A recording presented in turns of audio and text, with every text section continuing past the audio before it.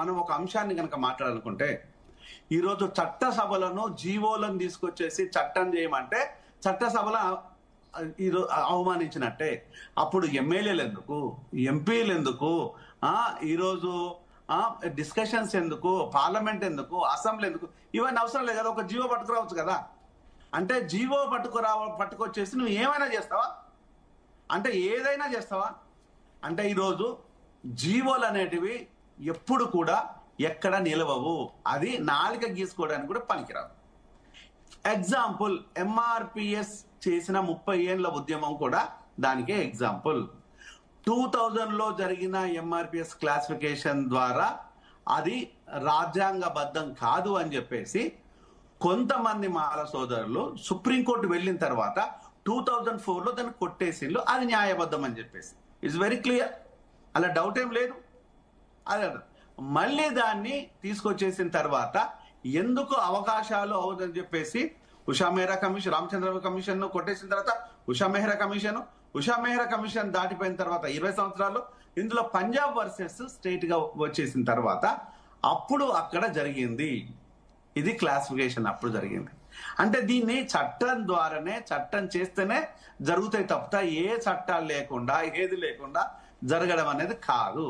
ఇది అర్థం చేసుకోవాలి. కానీ అంటే ఒక ఎగ్జాంపుల్ చూపిస్తున్నారు కదండి జయరామ్ గారు. ఇప్పుడు తమిళనాడు ఎగ్జాంపుల్ చూపిస్తూ అక్కడ అయినప్పుడు 50% క్యాప్ దాటినప్పుడు ఇక్కడ ఎందుకు అవ్వదు, మేము దానికే ప్రయత్నిస్తున్నాం అని చెప్పేసి ఇటు కాంగ్రెస్ నేను అక్కడికి వస్తున్నాను. సో ఇది ఇక్కడ వరకు జరిగింది, ఇది ఒక అంశం. ఇక నెక్స్ట్ మనము క్యాప్ ని ఫిల్అప్ చేయాలా చేయకూడదు అనేది ఇక్కడ ఒక దుర్మార్గమైన చర్య అయ్యింది. అంటే 50% ఏదైతే సీలింగ్ మన దగ్గర భారతదేశంలో ఉందో ఆ సీలింగ్ చేసినప్పుడు ఇది ఈబిఎస్ అంటే ఎకనామికల్ వీకర్ సెక్షన్ అయిన ఉన్నత వర్గాల లోపల ఈబిఎస్ కానీ చూసినట్టే భారతదేశం లోపల 10% మాత్రమే ఈబిఎస్ ఉండొచ్చు, ఉండకపోవచ్చు. కానీ అందులో ఉన్న పేదలు 10% చెప్పేసి ఒక దుర్మార్గమైన చట్టాన్ని పట్టుకురావడం బీజేపీ తప్పిదం. అది ఎవరు చేసినా తప్పిదమే. అది ఆ తప్పిదాన్ని ఇప్పుడు కవర్ చేసుకోవడానికి గల కారణాలు ఏంటి అంటే, ఇప్పుడు ఈబిఎస్ వచ్చేసిన తర్వాత ఈ 50+60 అప్పుడు ఈ భారతదేశం లోపల భారత ప్రభుత్వమే డోర్లు ఓపెన్ చేసి పెట్టేసింది. ఏమని, మీరు కూడా కొట్లాడితే మేము చేసుకుంటాం, రేపు మాకు అనుగుణంగా ఉంటే మేము కూడా చేసుకుంటాం.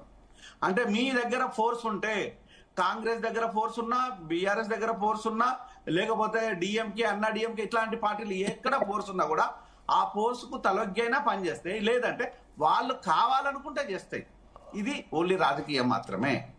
ఇక్కడ చట్టం లేదు, కాన్స్టిట్యూషనల్ లేదు, కాన్స్టిట్యూషన్ బాడీస్ లేవు, ఇక్కడ ఏమి లేదు. ఓన్లీ మనం అనుకుంటే ఏమైనా చేస్తాం. ఇంతకుముందు వెంకన్న చెప్పింది ఒకటి రైట్. వాళ్ళు అనుకున్నారు కాబట్టి 370 ఆర్టికల్ వచ్చేసింది, ట్రిపుల్ తలాక్ వచ్చేసింది. సో ఏ చట్టమైనా వచ్చేసింది. అక్కడ దాకా ఎందుకు మాట్లాడేవాడికి అర్బన్ నక్సలైట్ అనే చట్టం కూడా వచ్చేసింది. అంటే ఈరోజు చట్టం ఏదైనా చేసుకోవచ్చు, ఎందుకంటే మనం ఉన్నాం కాబట్టి మనం ఏమైనా చేసుకోవచ్చు. ఇక్కడ జరుగుతున్నది ఏంది, ఇవి కావు. కాంగ్రెస్ చెప్తున్న స్టోరీ కరెక్ట్ కాదు, బీజేపీ వినిపిస్తున్న స్టోరీ కరెక్ట్ కాదు. ఇక్కడ జరుగుతున్న విషయం ఏంటంటే, మీరు ఏదైనా చెయ్యాలి అనుకున్నప్పుడు దాన్ని రాజ్యాంగ పరంగా మౌలిక సదుపాయాలను చూసేసి అక్కడ ఉండే పరిస్థితులను, బీసీలను మనం చెప్తున్నట్టయితే ఏ బీసీల గురించి అయితే మాట్లాడుతున్నామో వాళ్ళ వెనుకబాటుతనాన్ని మీరు ఎక్కడ డిస్క్రిప్షన్ లో రాయలేదు. అది ఎందుకు రాయలేదు? ఇక్కడ 54 మెజర్మెంట్స్ లోపల సేకరించడం వేరు, దాన్ని పంచనామా అంటారు. ఒక చచ్చిపోయిన తర్వాత ఓ వ్యక్తి వాళ్ళు చెప్పిన స్టేట్మెంట్లకు ప్రభుత్వ అధికారులు పంచనామా చేస్తారు. పోలీస్ డిపార్ట్మెంట్ అక్కడ స్టేషన్ హౌస్ ఆఫీసర్ కావచ్చు, లేదు అనుకుంటే మిగతా హోదాలో ఉన్న ఎవరైనా కూడా ఆ సంబంధిత కేసును బట్టి ఆ ఐఓ వచ్చి పంచనామా చేస్తారు. ఆ పంచనామా ఇక్కడ జరగలేదు, తమిళనాడులో జరిగింది. ఇదే డిఫరెన్స్. ఇక్కడ జరగలేదు, అక్కడ జరిగింది. అక్కడ జరిగిన విషయం ఏంటంటే, అప్పుడు పివి నరసింహారావు గారి ప్రభుత్వానికి రిక్వైర్మెంట్ ఎవరితోనుంది, జయలలిత గారితో ఉంది. కాబట్టి జయలలిత గారు, కరుణానిధి గారు ఒకటి అయ్యారు, మా ప్రజల కోసం మేము దేనికైనా సిద్ధం, సపోర్ట్ చేయడానికి సిద్ధం అని చెప్పేసి అప్పుడు వీక్ గా ఉన్న గవర్నమెంట్ కు సపోర్ట్ గా నిలవడంతో 3 నెలల్లో 9th షెడ్యూల్లో చేర్చి దాన్ని చట్టంగా చేసి ప్రజల దగ్గర తీసుకెళ్లారు. ఆ తీసుకెళ్లింది కూడా వన్ మోర్ కైండ్ ఇన్ఫర్మేషన్, ఎస్సీలకు వచ్చేసి 18%, యాజ్ యూజువల్ గా టోటల్ వచ్చేసి 69% చేశారు. ఆ విధమైన అవగాహన గాని అవకాశం కానీ రాష్ట్ర ప్రభుత్వాలకున్న చెయ్యలేదు. ఇప్పుడు ఇదే కనుక బీజేపీ కనుక చెయ్యాలనుకుంటే వాళ్ళ రాష్ట్ర ప్రభుత్వాలు కేంద్ర ప్రభుత్వాలు ఉన్న దగ్గర చెయ్యొచ్చు కదా.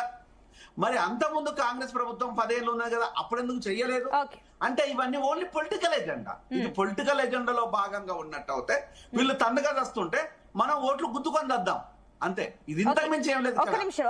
ఓట్ల రాజకీయం కోసము, సీట్ల అవగాహన కోసము ఆడుతున్న ఇది డ్రామా. అన్ని రాజకీయ పార్టీలు, నాట్ ఓన్లీ కాంగ్రెస్, అన్ని రాజకీయ పార్టీలు ఇది ఒక డ్రామా ఆడుతున్నాయి.